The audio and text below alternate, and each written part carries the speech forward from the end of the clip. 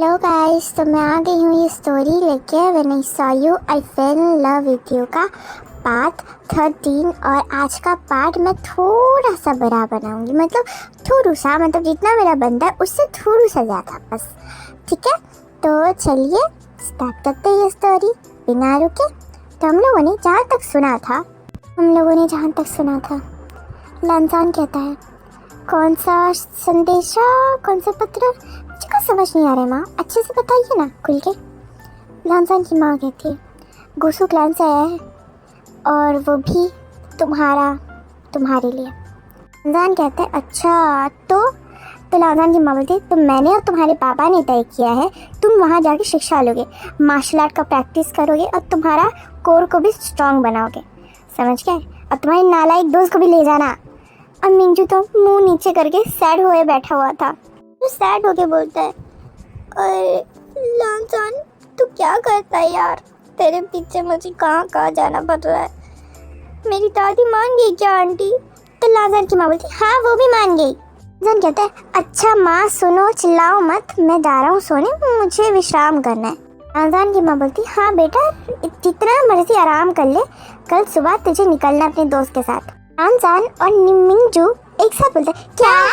लंजान की माँ बोलती, अरे चिल्लाओ मत, अच्छा नहीं लगता है मुझे घर में। तो लंजान कहता, माँ सुबह ही जाना पड़ेगा, कल ही जाना पड़ेगा, क्यों?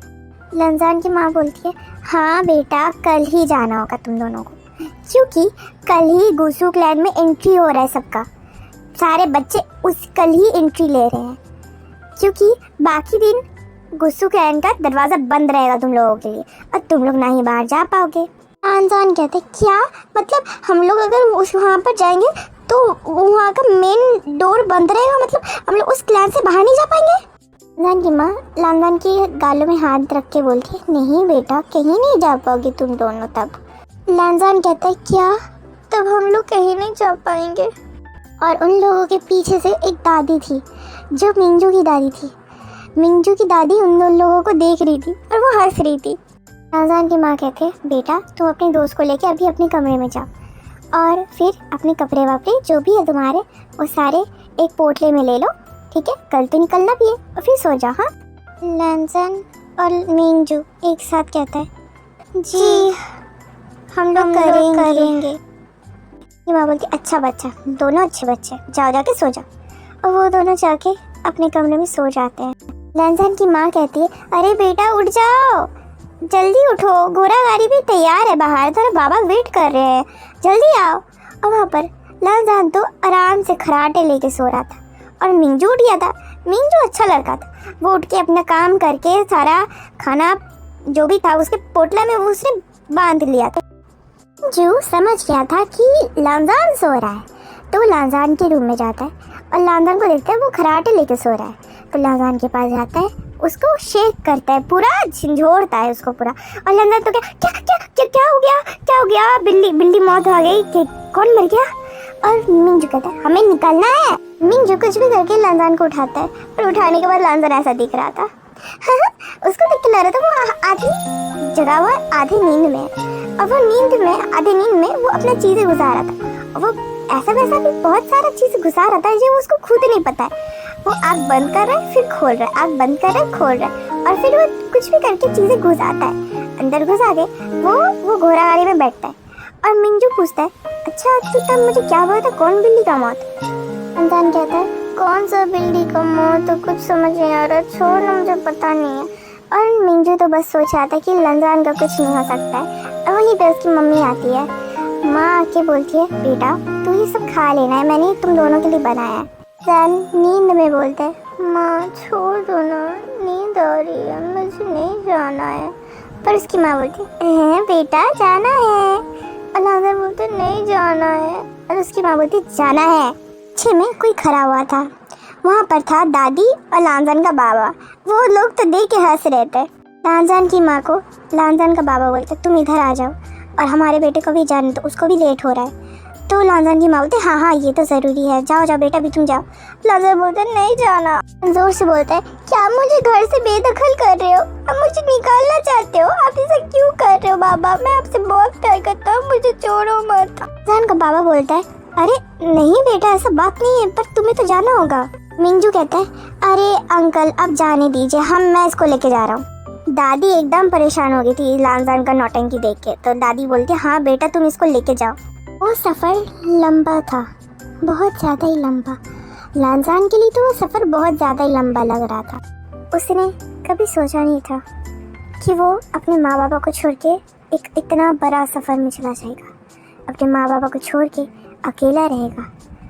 और तो भी लांजान का मन उसके माँ बाबा के पास ही था, पर उसको ये पता नहीं थी जहाँ वो जाने के लिए इतना मुकर रहा है, एक टाइम आएगा कि उसी जगह में वो हमेशा के लिए रहना चाहेगा, वहाँ पर खोना चाहेगा और वहाँ से वापस नहीं आना चाहेगा। लांजान थक गया था बैठे बैठे, तो उस जो घोड़ा वाली जो चला रहा था उसको पूछता है, अरे भाई कितना दूर है और गुस्सू क्लैन तुम्हारा? तो वो आदमी कहता है, अरे छोटे बाबू अभी तो पहुंच जाएंगे, थोड़े बैठिए अभी पहुंच जाएंगे हम लोग। वो इंसान जो घोड़ा गाड़ी चला था वो एक किसान था। वो लोग बहुत दूर पहुंच गए थे। अचानक से मिंजू बोलता है, गाड़ी रोको, जल्दी गाड़ी रोको। अब लांजान कहता है, क्या हुआ? वो मिंजू कहता है, मुझे पोटी आई है। कहते क्या इस वक्त? मिंजू कहता है, अरे भाई बोल के आता है क्या कोई? तो मुझे उतार, मुझे भी जाना है। तो लांजान कहता है, ठीक है अभी उतारो इसको। घोड़ा गाड़ी चला रहा था वो रोक देता है, वो बोलते हैं ठीक है छोटे बाबू, और वो ना उतरता है थोड़ा देर, वो भी थोड़ा विश्राम करने के लिए उतरता है। अचानक से वहाँ पर आवाज़ आने लग जाती है। मिंजू तो आराम से एक पेड़ों के पीछे जाके कर रहा था अपना काम, और लांजान को वो आवाज़ आती है। वो एक बांसुरी की आवाज़ थी, और आप समझ ही रहे होंगे वो कौन सी बांसुरी की आवाज़ है। और वहाँ पर एक आदमी मास्क पहने हुए आ रहा था दौड़ के। वो मास्क पहना हुआ इंसान वो एक पहाड़ से दूसरे पहाड़ जंप कर रहा था, और लांजान तो मुंह फाड़ के देख रहा था, लाइक वाह व्हाट अ जंप। तो लांजान के सामने अचानक से वो इंसान आके रुक जाता है, और अचानक से वो अपने बांसुरी निकालता है और वो प्ले करने लग जाता है। उस आदमी को देखता है, और वो आदमी एक बांसुरी का धुन बजा रहा था, और लांजान उसकी तरफ खींचा जा रहा था। लांजान को वो इंसान बहुत अट्रैक्टिव लग रहा था, लाइक बहुत ज़्यादा ही अट्रैक्टिव। वो उसके पास आ रहा था। अचानक से लांजान उसकी कमर को पकड़ता है, और वो इंसान भी शॉक्ड हो जाता है। जैसे लांजान उसकी कमर पकड़ता है, उस लड़के का आँख दिखा जाता है। उसका मास्क पहना हुआ था उस लड़के ने, पर उसकी आँखें ग्रीन कलर की थी। वो गुस्से में था।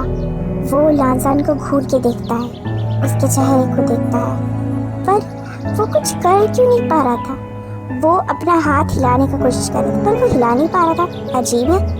वो सोचता है, मैं सबसे बड़ा मार्शल आर्ट कल्टिवेटर हूँ, मैं इसको मार क्यों नहीं पा रहा हूँ, इसकी हिम्मत कैसे हुई इसने मुझे टच किया। वो लड़का लांजान को गुस्से में देख रहा था। अचानक से वो जो देखता है वो खुद शॉक्ड हो जाता है। वो देखता है लांजान का आँखें वो रेड कलर में टर्न हो गई है, और वो सिर्फ उस लड़के को ही देख रहा है। ओह अब क्या हो गया इसको? मुझे डर लग रहा है दोनों को देख के। अच्छा सुनो, आप क्या तुझी का हस्बैंड को देखोगे? चलो मैं आज आपको मेरा हस्बैंड दिखाता हूँ। मेरा हस्बैंड नहीं है, मुझे मेरा हस्बैंड चाहिए, मुझे हस्बैंड दो। बेटा मत रो, तुम्हारा हस्बैंड चाहिए ना, ये लो। हाँ मेरा हस्बैंड दो मुझे। तुम कहाँ चले गए थे हस्बैंड? नहीं मैं तो यही था, तुम मत लो। मुझे लोना नहीं है हस्बैंड, तुझी मत लो। ये लो। हाँ तुमने किसी किया? ओ तुमने तुझी को किसी किया? तुमने किसी किया? मेरे लंचा ने मुझे किसी किया। जी क्या तुम खुश हो? लोना मत अभी। हाँ हस्बैंड नहीं लूंगा मैं नहीं लोता, तुझे भला ही। को कैसी लगी ये मेला? मेरे हस्बैंड का बचपन का है, तुझी और उसका हस्बैंड का लंजा का।